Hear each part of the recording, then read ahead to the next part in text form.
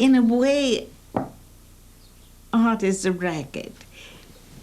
If a name gets known, we begin looking at the paintings much more tenderly than if it's an unknown artist.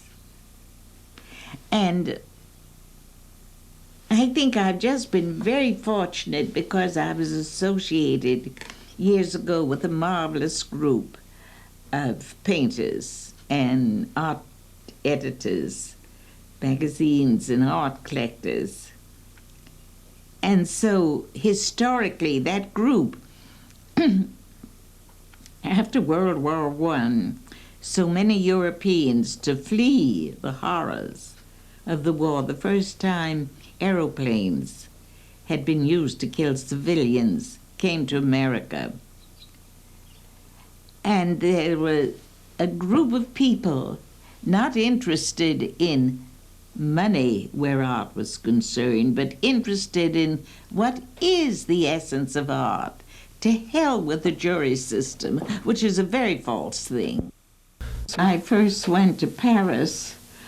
I was taken there as a child of 7, and for a year I was in a convent. There were 500 other students.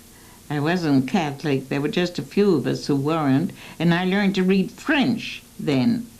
And then we returned to Europe every summer. I was there painting when I was 16, and then I went back from 18 to 20. We just traveled a great deal when I was younger.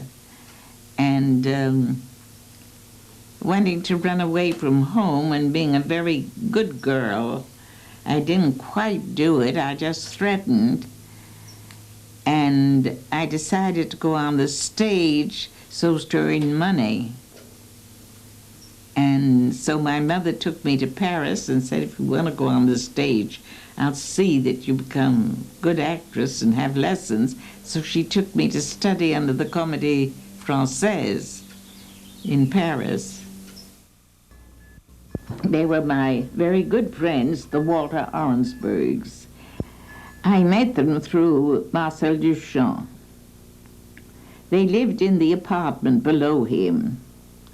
And because I was Marcel's friend, they greeted me with open arms, and I loved them immediately. But I was appalled when I walked into their huge sitting room, 2 stories high, full of insane, ghastly modern paintings, including Duchamp's new coming to the staircase, full of Picasso's, Brancusi's, Glaze, Rousseau. And I immediately began seeing the Arensbergs often. And I said to myself one of the evenings, you want to be friends with these people, you like them, you love them, but you must try to understand then what is this thing they're caught up in.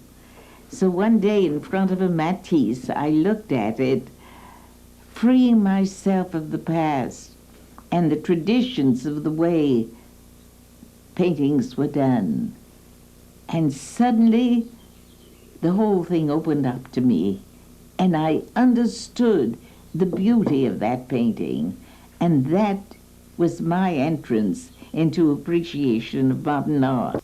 Walter Arensberg encouraged me to draw, but the real people who encouraged me was Marcel Duchamp and Rocher, his good friend, both of whom, with whom I was in love.